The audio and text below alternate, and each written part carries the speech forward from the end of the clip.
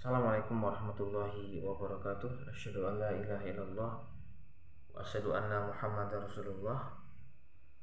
Saudara yang dirahmati oleh Allah Subhanahu wa taala, kembali kita membahas terkait akidah pada pembahasan yaitu khosyah. Apa itu khosyah?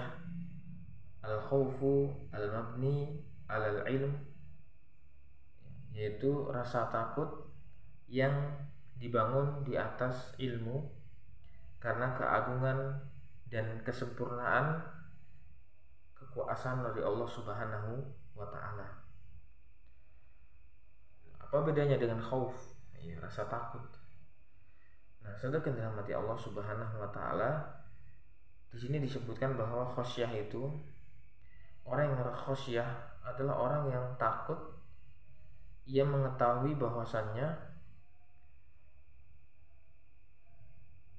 orang yang takut tadi ya itu memahami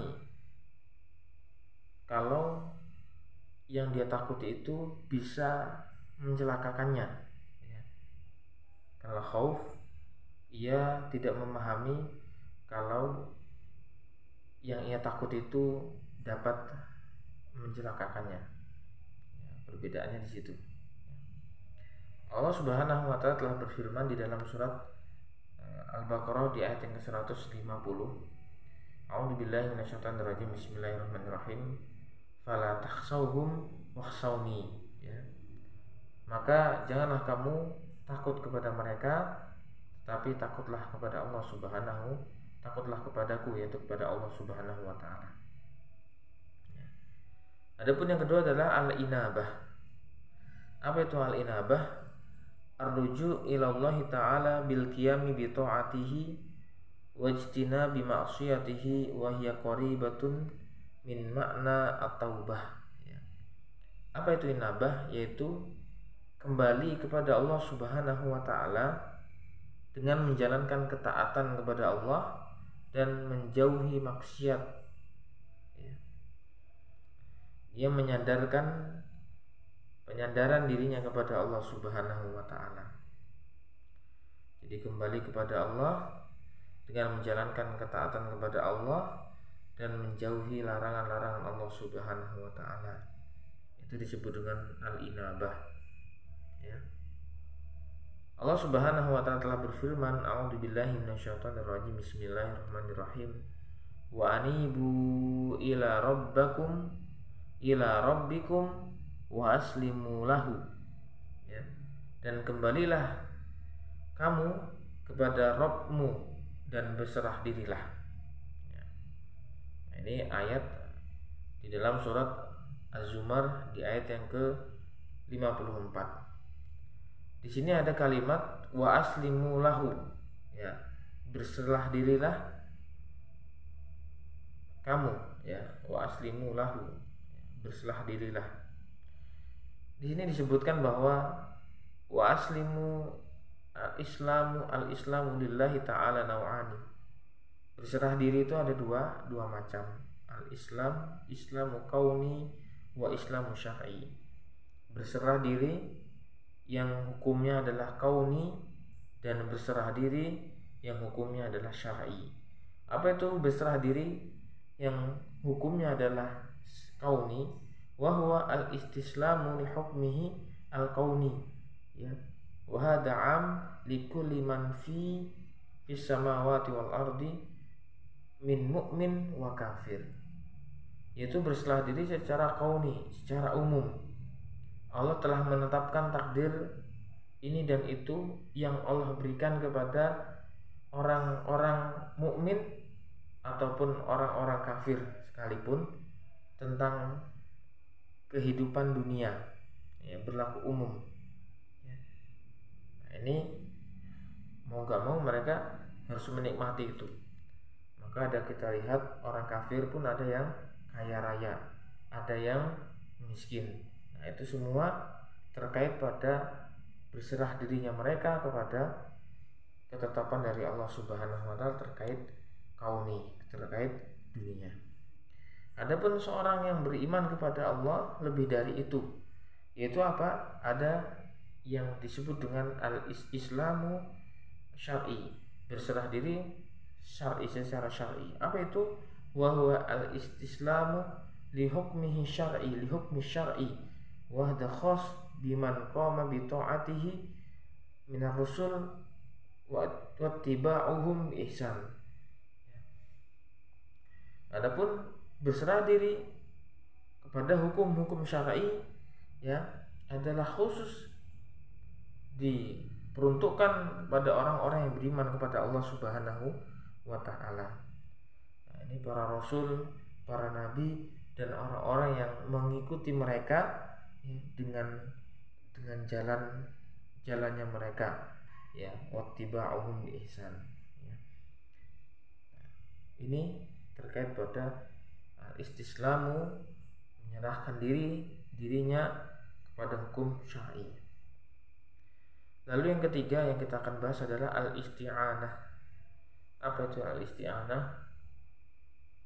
Allah Subhanahu wa taala telah berfirman di dalam surat Al-Fatihah di ayat yang kelima, A'udzubillahi minasyaitonir rajim. Bismillahirrahmanirrahim. Iyyaka na'budu wa iyyaka nasta'in. Ya. Iyyaka na'budu wa iyyaka nasta'in. Hanya kepada Engkaulah kami na'budu, beribadah, wa iyyaka nasta'in, dan hanya kepada Engkaulah kami meminta pertolongan. Jadi makna al-isti'anah adalah minta pertolongan kepada Allah. Minta pertolongan.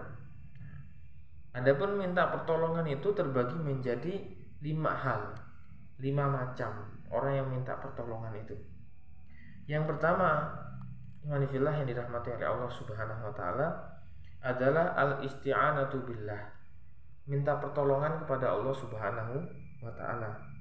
Wa hiya al-isti'anatu mutadammanatu likamalidil minal abdi li rabbih, yaitu meminta pertolongan kepada Allah mengandung di dalamnya kesempurnaan kerendahan dirinya, sikap rendah diri seorang hamba kepada Allah, kepada Rabb-nya. Jadi kesempurnaan sikap merendah diri seorang hamba kepada Rabb-nya. Minta pertolongan, kita merendahkan dirinya, minta pertolongan kepada Allah ya. Dengan keagungan Allah kita merendahkan dan meminta pertolongan kepada Allah Subhanahu wa taala. Dalilnya di dalam surat Al-Fatihah di ayat yang ke-5. A'udzubillahi minasyaitonir rajim. Bismillahirrahmanirrahim. Iyyaka na'budu wa iyyaka nasta'in. Hanya kepada Engkaulah kami beribadah, menyembah, dan hanya kepada Engkaulah kami meminta pertolongan. Ya, ini terkait pada isti'anah billah, minta pertolongan kepada Allah. Ini yang poin pertamanya. Mudah-mudahan kita termasuk orang-orang yang minta pertolongan kepada Allah Subhanahu wa taala. Maka di sini disebutkan bahwa ketika seseorang itu minta pertolongannya kepada selain Allah, ya, minta pertolongannya selain Allah, maka di sini disebutkan adalah syirkan, ya, makhrojan anil millah. Orang yang mintanya kepada selain Allah, minta pertolongannya kepada selain Allah, maka syirkan makhrojan anil millah. Ia sudah berbuat kesyirikan yang bisa menyebabkan dirinya keluar dari millah, dari agama. Yang kedua adalah al-isti'anatu bil makhluk ala amri yuqaddiru alaihi. Itu meminta pertolongan kepada makhluk, yang mana pertolongan yang kepada makhluk itu dalam perkara yang ia mampu untuk membantunya. Fahadihi ala hasabal musta'ana alaih. Fa in kanat 'alal bir fa hiya jaizah lil musta'inah masru'ah lil ma'in, ya. Jadi kalau perkaranya itu adalah perkara yang birun, ya, yang kebaikan, maka diperbolehkan.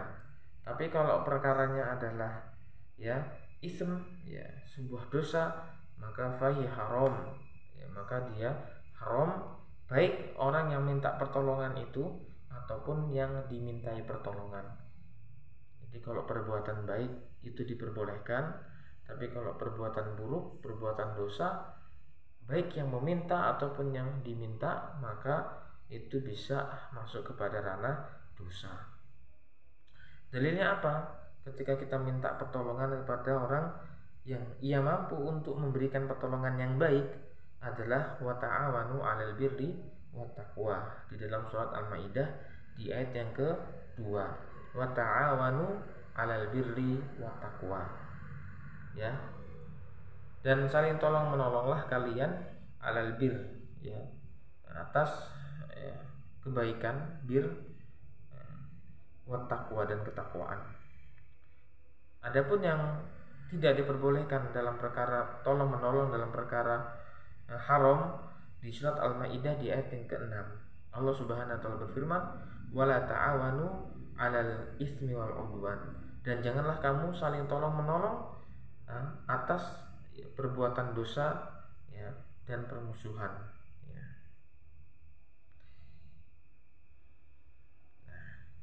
Wa in kanat 'alal mubah fahiya jaizah lil musta'in wal ma'in.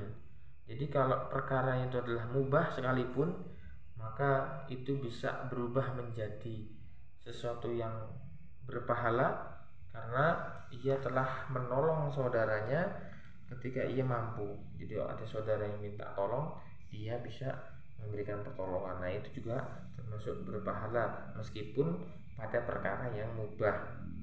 Wa ahsinu innallaha yuhibbul muhsinin, ya, dan berbuat baiklah kalian, ya, innallaha yuhibbul muhsinin, sesungguhnya Allah Subhanahu wa taala mencintai kepada orang-orang yang berbuat baik, ya. Adapun yang ketiga, saudaraku yang dirahmati Allah, al isti'anatu bil makhluk bi makhluk hayy hadir ghairu qadir. Kita minta tolong kepada makhluk, ya, yang makhluk itu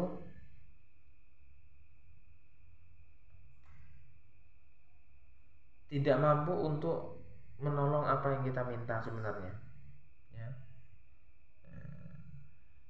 Jadi perkara ini ya perkara yang sia-sia tentunya.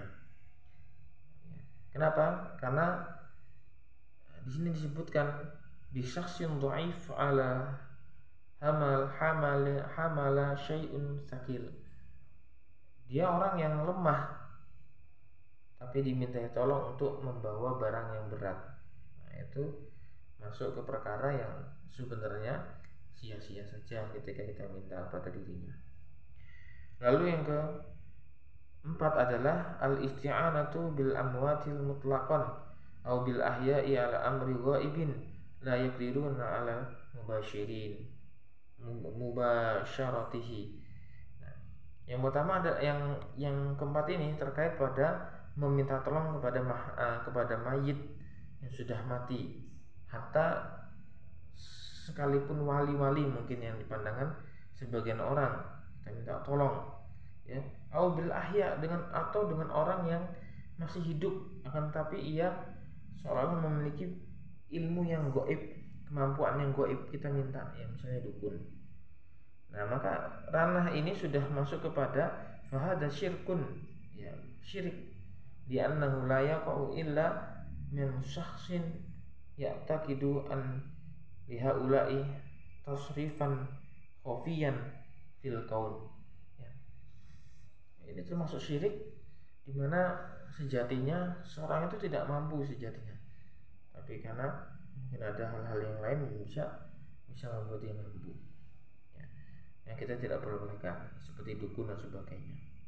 Al-khamis al-isti'anatu bil a'mal wal ahwali al-mahbubah ila Allah Ta'ala. Kita minta pertolongan dengan amal soleh kita, bil amal dengan amal soleh, wal ahwal dengan keadaan yang dicintai oleh Allah Subhanahu wa taala. Wa hadhihi masru' bi amrillah taala fi qauli ista'inu bis sabri was shalah. Dan ini termasuk disyariatkan oleh Allah Subhanahu wa taala sesuai dengan dalil firman Allah Subhanahu wa taala, ista'inu, ya, minta pertolonglah, minta tolonglah, ya, dengan sabar dan sholat. Wasta'inu, minta pertolonglah, minta tolonglah dengan wasta'inu bisobri, dengan sabar dan sholat, ya. Nah, ini termasuk dari yang disyariatkan. Kalau perkaranya adalah yang kelima ini, kita minta pertolongan dengan amal solih kita, lalu dengan keadaan yang Allah Subhanahu wa taala cintai. Nah, kita boleh minta pertolongan itu. Demikian saudaraku yang dirahmati Allah. Jadi ada tidak hanya 3 pembahasan terkait khosyah. Apa itu khosyah? Rasa takut yang kemudian dibangun atas dasar ilmu tentang keagungan Allah, kebesaran Allah. Lalu al-inabah, yaitu kembalinya hamba jadi kepada Allah, ya. Lalu yang ketiga adalah al-isti'anah, yaitu meminta pertolongan kepada Allah Subhanahu wa taala, dan juga meminta pertolongan dengan amal soleh. Itu termasuk dari syariat yang Allah Subhanahu wa taala telah tetapkan. Assalamualaikum warahmatullahi wabarakatuh.